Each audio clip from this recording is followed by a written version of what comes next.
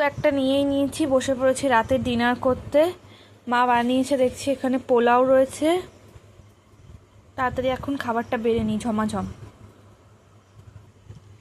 আর এটা হচ্ছে বাসন্তী পোলাও করেছে। মাংস হলেই ঘরে হয় ফ্রায়েড রাইস হবে, নাই পোলাও হবে, কারণ আমি বাজারের খাবার খুব একটা খেতে ভালোবাসি না, ঘরেরটাই বেশি খাই।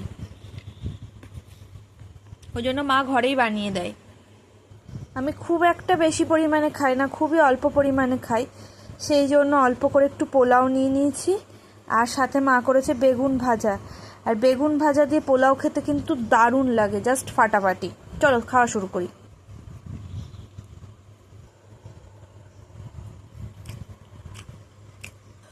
রাতের খাওয়া একে, আর অল্প করে একটু মাটন আর একটু আলু নিয়ে নিয়েছি, কারণ বেশি রাতে খেতেও পারবো না।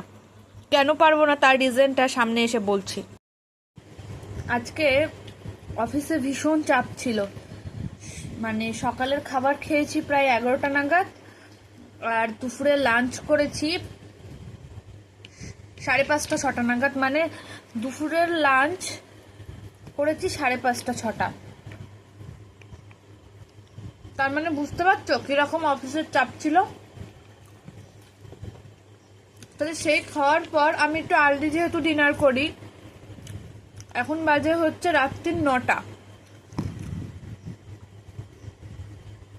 দুপুরেও মাটন দিয়ে ভাত খেয়েছি।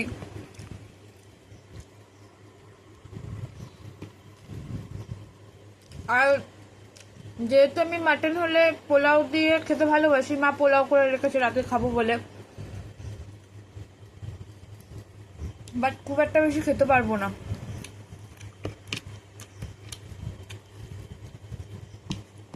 আর ভয়ও লাগছে বেশি খেয়ে যদি আবার শরীর খারাপ করে।